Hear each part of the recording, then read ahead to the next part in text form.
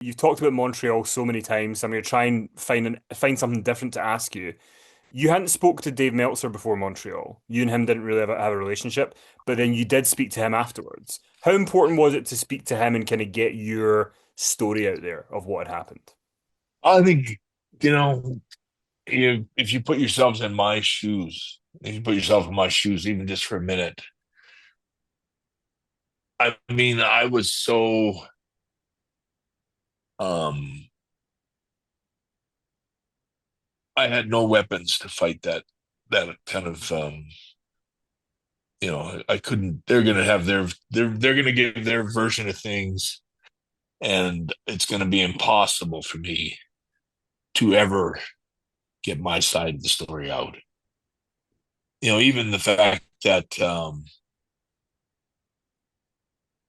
like I couldn't even really even talk about, you know, I couldn't tell any of the truth what was going on without really exposing the business, which was never my intention. But I had so little to fight with, and I was up against so much. You know, I I just think that it had to help me.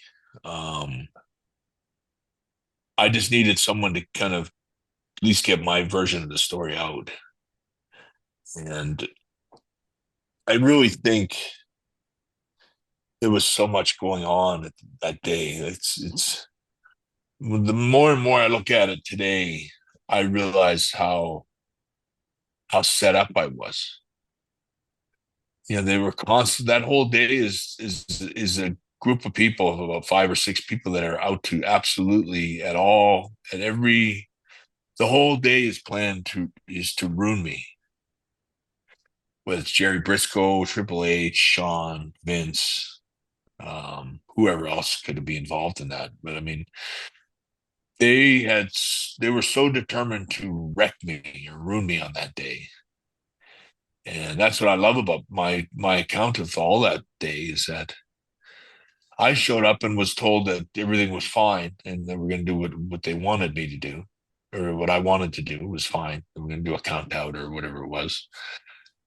And it would have been so much better. Like if you watch that match, it's a great match. It's a really good match. It's as good a match as I ever had. It's on its verge. It's on the verge of becoming a 5 star, maybe even better than the Iron Man match. It's it's so intense and so real. The punches, the kicks, the intensity of that match, even before like when we were brawling through the crowd and all that stuff. I'm giving a great match and a great performance based on what I know, with the idea that somewhere in this match they may try to screw me over. And when they did screw me, um, there was so little I could do about it. I don't. The mechanisms were in place that there was no way for me to. They were gonna they were gonna screw me one way or the other, and so even that. So they screw me. They succeed in screwing me right in the front of all my fans and my whole country, and which is all one thing. So like when I'm walking back to the dressing room, it's over. The lights are out. The fans are leaving out the building. It's the show's over. They succeeded in screwing me over for whatever reason that they felt they needed to do that.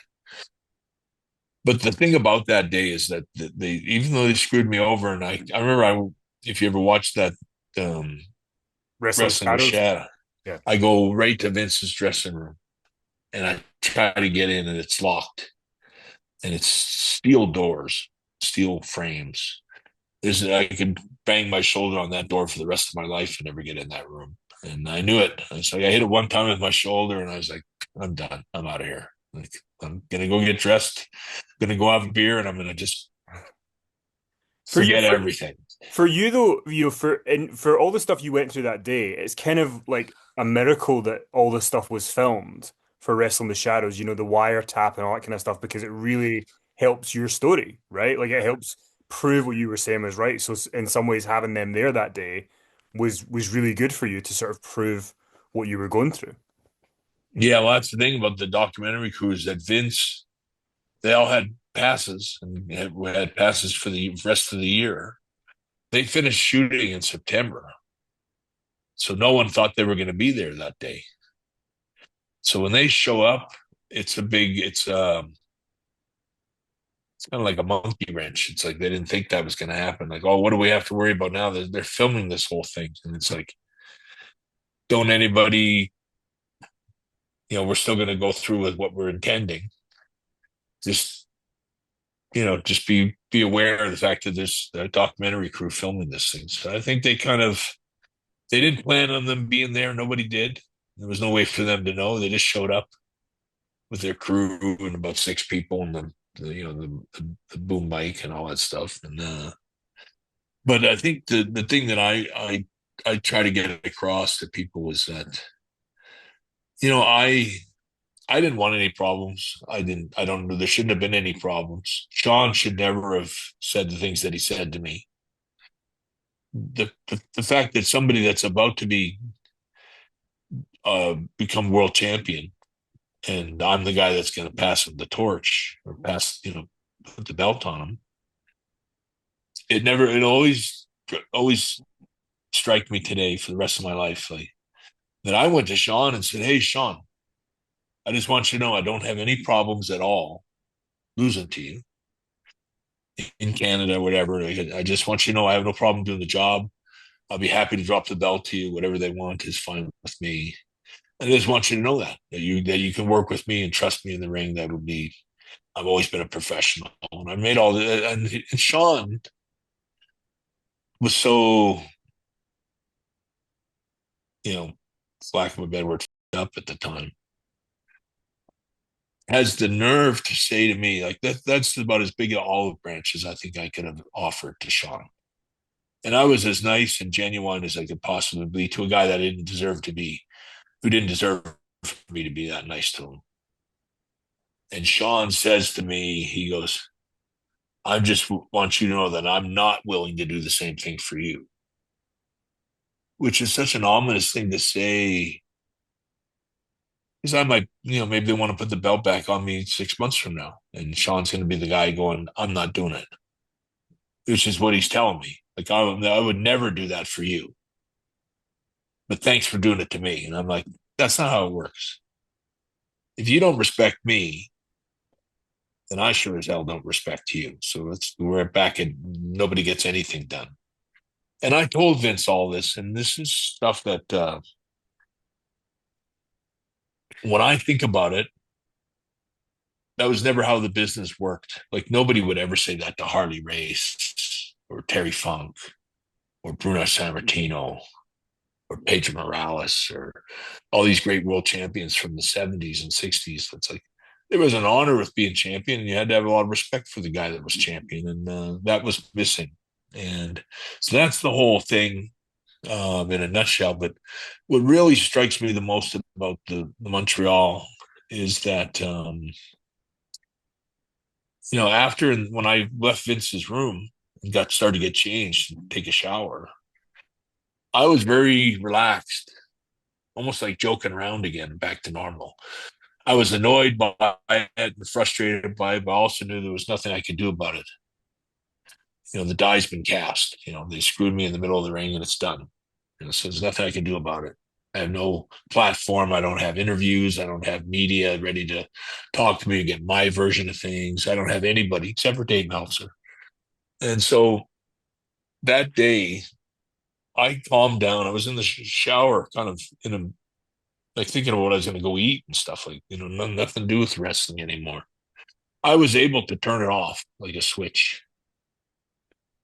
And when Davey and Rick Rude came into the dressing room shower, told me like Vince is in the dressing room waiting for me now and that he wants to talk to me. I told them then, I said, tell him to get out of here. Like it's not safe for him to be here.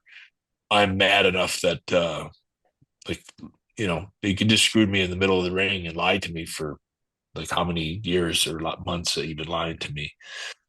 And I let him know, I said, tell him to go. Because it's not going to be, it's going to get, it's going to be, it's going to become violent.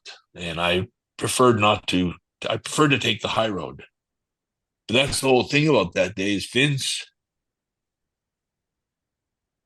he thought about the situation and thought, even though I've screwed him and lied to him and I've done all this to him, I can't, it's not really a victory until, he showed, so Vince decided to come to my room or come to the dressing room and confront me in the dressing room, which is just stupid if you think about it.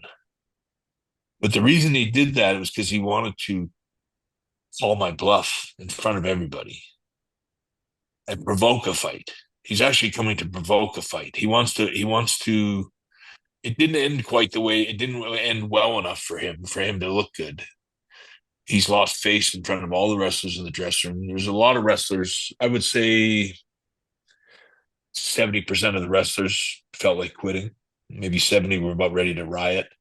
Sean was not very popular. Neither was Triple H at the time. Mick Foley walked out, right? Mick Foley walked out for a Mick night. Foley walked out. Taker was Owen, unhappy. Davey, a bunch of guys were like everyone was. Shamrock. I remember Shamrock told me he was gonna quit the next morning, and I talked him into staying. There was a lot of stuff going on, and the solution by Vince was to confront me in the dressing room and draw me into an assault, like to try to provoke me into a physical confrontation. And that wasn't me looking to do that. I didn't really know that it served any purpose, and I didn't think it made a lot of sense for me to beat the hell out of Vince over something like that. It was just so funny that he decided to bring the battle to me, kind of thing, and this was a strategy, and that was how he thought he would save face in front of everybody in the dressing room. And so I was very reluctant. I remember I said something to Vince when I sat down on the bench in the dressing room when I walked past him naked. I said, if you're still here when I get dressed, I'm going to knock you out. And I don't know why I would say that. I don't know. Like I didn't know that I would knock him out. But I said it to him for him to good, that I was not. This is not a good, safe place for you, and you should just leave because there's nothing you can say. All the I'm sorry's or excuses or made up, whatever he's going to tell me is bullshit. And I told him that. I said, and I rattled off all the lies he told me that week and things that he said. It was a very humiliating dressing down. I dressed Vince pretty strongly in the dressing room in front of everybody. But what was going on really was that Vince was trying to draw me into a physical confrontation, which he thought would last maybe 2 or 3 seconds, where we confront each other, we grab each other, and then in that moment where we just barely touch each other, 10 or 15 wrestlers are all going to jump in and pull us apart. They're going to pull us apart. There's all these wrestlers who are not going to let two grown men fight in the dressing room. There's never very rarely you see a fight in the dressing room and people just stand back and go, "Let them go, let them fight." That's not what's going to happen. And so when me and Vince walk towards each other, it's a trap.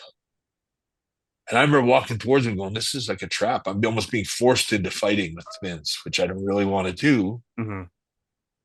but I'll do it because I'm mad enough." And so Vince just wants to get into a little hustle, and where nobody wins. Like we're just grabbing each other. Maybe he's got my arm, and then all these wrestlers on both sides will jump in and pull us apart. And when that happens, it's a victory for Vince. That's all he wants, is he wants to be like in my face and you son of a bitch, and like all this. And it's like, and I can almost see as I'm walking towards him, like, this is a trap. Like, what else is going to happen? Is somebody going to jump in on me, or like I realized, like reluctantly, that I'm going to fight my boss, which I don't really want to do, but he's pushing me to the edge of a cliff kind of thing where I have to fight him.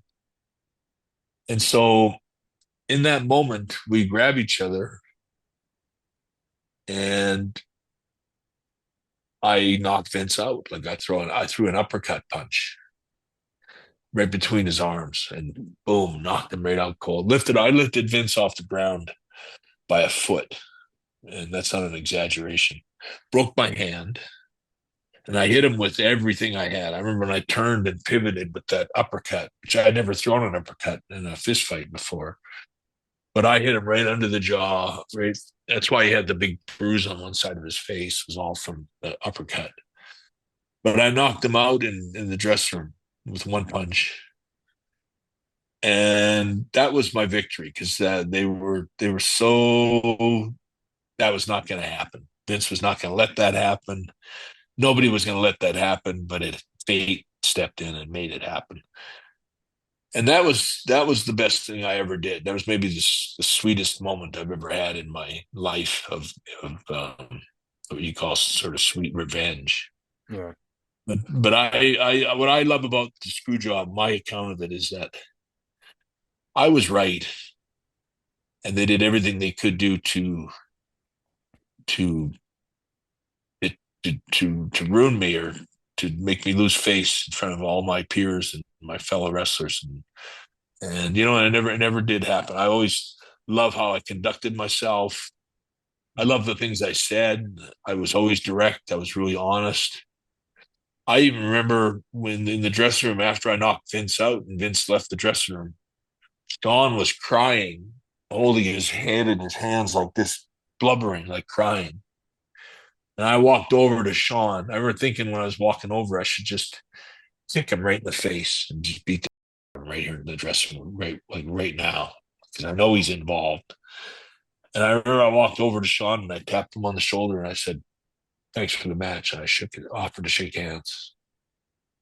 And Sean looked at me and just burst into tears and blubbering, just bawling his eyes out because of the shame of being such a piece of shit and I don't knowing it. I don't this story might make you smile, I don't know, but I was doing a show earlier this year with Ted DiBiase, Million Dollar Man, and the subject of Montreal came up. We were talking about different things and Montreal came up. And he said, I think people should do the time honored tradition of the business, blah blah blah blah blah. And I was on stage and I decided to just say, you know what happened like a few weeks before Montreal, right? And he said no. And I said, Sean said he wouldn't put Brett over.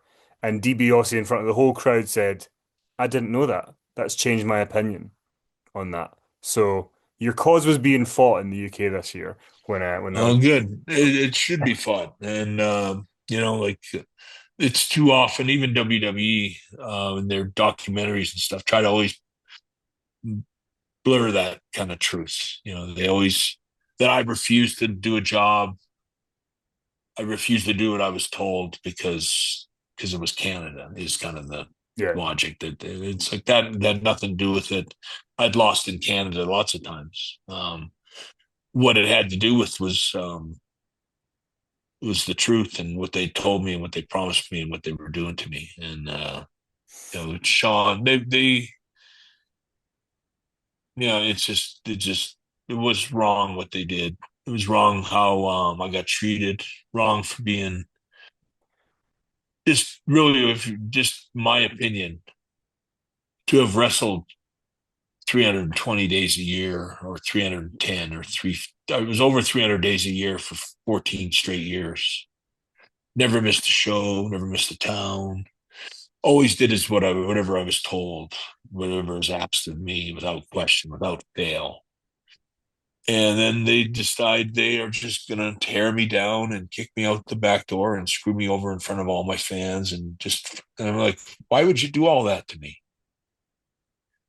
Was I that big of a problem or was that much of a troublemaker? Or I worked so hard for those people and that company and gave that man so much. I gave him 100% every day.